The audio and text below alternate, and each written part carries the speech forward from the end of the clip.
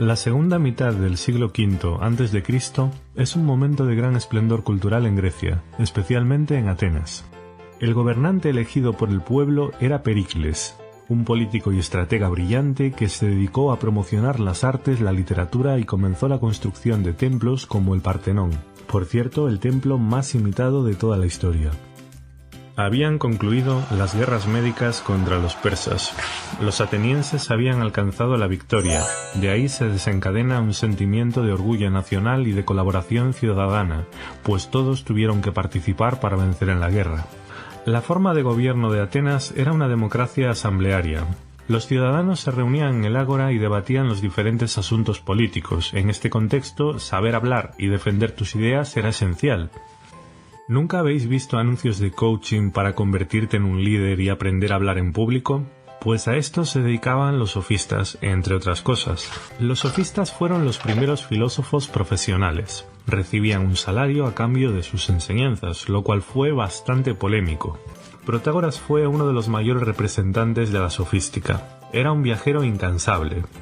Protágoras, como buen sofista, cobraba por sus lecciones de oratoria y retórica. Un discípulo suyo le dijo: «Solo te pagaré si llego a ganar un juicio haciendo uso de las dotes retóricas». Como no ganaba ningún juicio, se negaba a pagar. Así que Protágoras celebró un juicio contra él y dijo: «Si yo gano, es preciso que por haber ganado me entregues los honorarios, y si pierdo, se habrá cumplido la condición impuesta de que habrás ganado un juicio haciendo uso de tus dotes retóricas, así que también deberás pagarme». Como veis, sabían hacer malabarismos con las palabras.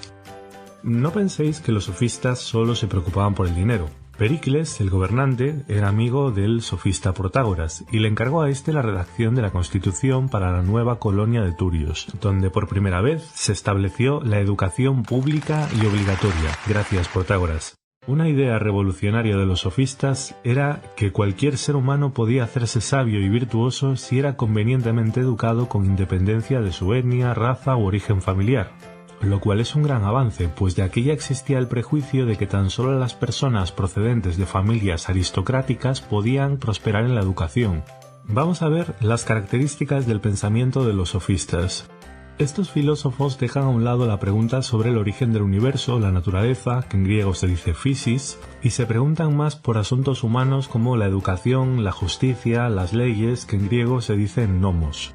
Relativismo ético y político. Protágoras se percató de que lo que en un lugar está considerado que está bien, puede estar mal considerado en otro lugar, mientras que hay lugares en los que estar desnudo se considera totalmente natural y deseable, en otros se condena el desnudo con latigazos, prisión o incluso pena de muerte. Cobran conciencia de que las leyes políticas no están fijadas por la naturaleza, sino que hay diversos modos de concebir el bien y la justicia. Protágoras expresa esta idea con su famosa frase: «El ser humano es la medida de todas las cosas», entendiendo que no existe un criterio absoluto para juzgar lo que es verdadero o falso, bueno o malo.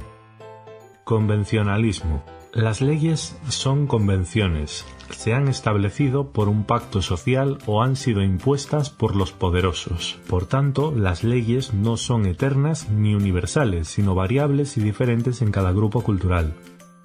Pragmatismo. No creían que las acciones humanas sean buenas o malas en términos absolutos, sino en función de lo útiles o inútiles que sean para conseguir nuestros fines y objetivos particulares. Por ejemplo, mentir, en principio, no es algo bueno, pero si nos sirve para conseguir un beneficio, creerán los sofistas, al menos la mayoría de ellos, que está bien hacerlo. Escepticismo. Dudaban de la verdad objetiva y del modo en que conocemos las cosas. Gorgias decía que no existe la entidad del bien y del mal, de lo verdadero y lo falso, y si existiera, no lo podríamos conocer, y aunque lo pudiéramos conocer, no lo podríamos comunicar, pues no está probada la conexión entre nuestra mente y el mundo real. Muchas veces pensamos o soñamos cosas que no son verdad. ¿Cómo podemos saber que nuestra mente está percibiendo lo que de verdad es? Además, aunque pudiéramos conocer algo, sería complicado comunicarlo objetivamente, pues la conexión entre las palabras y las cosas es una invención. ¿Qué tiene que ver una vaca con la palabra vaca? Recordaréis que cuando hablábamos de los presocráticos decíamos que los llamábamos así porque son anteriores a Sócrates. Este hecho nos da una pista, y es que el filósofo Sócrates marcó un antes y un después. Se le suele considerar uno de los mayores filósofos de todos los tiempos. Fue el maestro de Platón y tuvo una influencia enorme en la historia del pensamiento. Gandhi, el mayor representante del pacifismo, pedía a sus contemporáneos que vivieran según los valores de Sócrates. Y el propio Martin Luther King reconoció la influencia que el pensamiento de Sócrates ejerció en él. Sócrates fue hijo de un escultor y de una comadrona. Desde pequeño llamaba la atención por su facilidad de palabra, por su gran inteligencia y por la agudeza de sus razonamientos. Se casó con una mujer que, según dicen, tenía un carácter fuerte. Cuentan que en una ocasión, después de discutir, su esposa le tiró un cubo de agua por la cabeza. Sócrates, sereno, comentó: «Después de la tormenta viene la lluvia». Sócrates recomendaba a los hombres que se casaran. Decía: «Cásate, si das con una buena mujer serás feliz y si no te harás filósofo, lo cual siempre es útil». Sócrates y el intelectualismo ético. Consideraba que quien hace el mal es porque no conoce el bien, pues si se lo mostráramos corregiría su propio error. Pongamos un ejemplo. Un señor descubre una forma de ganar dinero estafando y engañando a otras personas. Él cree que el bien es ganar dinero. Pero, ¿qué consecuencias podría tener esta acción? Quienes descubran la estafa se sentirán mal y probablemente tendrán malos sentimientos hacia el estafador. Y el propio estafador podría tener su conciencia intranquila. Sócrates diría que este señor hizo el mal para conseguir un bien, en este caso dinero, pero cometió un error de cálculo, fue una víctima de la ignorancia. Si hubiera sabido lo que es el bien, lo habría preferido. Si se hubiera dado cuenta de que hacer el bien a los demás es también su bien, habría actuado virtuosamente y se habría sentido bien consigo mismo. Y esto es algo que el dinero no puede comprar.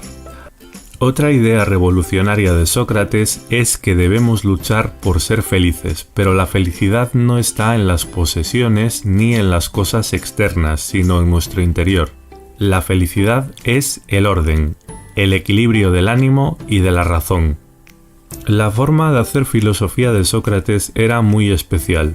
Él se presentaba ante los demás como alguien que no sabe y debe ser instruido. Es famosa su frase «solo sé que no sé nada». Su método de enseñanza se articulaba en dos momentos, el irónico refutativo y el mayéutico. Vamos a inventarnos un ejemplo para aplicar el método socrático.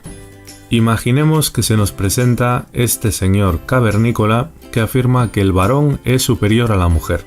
La primera parte del método consistiría en ironizar y refutar sus teorías. Le podríamos decir: «Tú que eres tan sabio, ¿por qué no nos ilustras y nos explicas por qué los varones son superiores a las mujeres?» Imaginemos que dice que porque por naturaleza el hombre es más fuerte. Podríamos preguntarle cuál es la relación causal entre fuerza y derechos morales, o también podríamos seguir la coherencia interna de su argumento y decirle que si es cierto que aquellos seres más fuertes deben tener mayor consideración moral, un culturista, por ser más fuerte que él, debería tener también más derechos que él. De este modo, mediante paradojas y contraejemplos, conseguimos que nuestro ilustre interlocutor se dé cuenta de su ignorancia y se vea obligado a repensar su teoría. La segunda parte del método socrático es la mayéutica. Mayéutica quiere decir obstetricia en griego, esto es, la ciencia que se encarga del parto. Recordáis que la madre de Sócrates era matrona. Como una mamá que da luz a un nuevo ser, Sócrates hace que nazca el conocimiento. Sócrates no daba su opinión directamente, sino que hacía preguntas y preguntas hasta que su interlocutor se daba cuenta de su propia ignorancia y llegaba a sus propias conclusiones.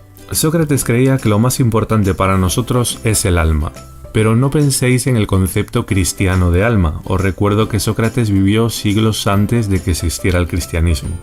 Lo que Sócrates entiende por alma es nuestra razón, el yo consciente, la personalidad intelectual y moral. La virtud del alma. Respecto del alma, Sócrates creía que el vicio es la ignorancia. Así realiza una revolución de los valores, pues a diferencia de los sofistas no intentará usar las palabras para conseguir riqueza poder o fama, sino simplemente conocimiento. Insistía en que no debemos preocuparnos tanto del cuerpo o de las riquezas como del alma,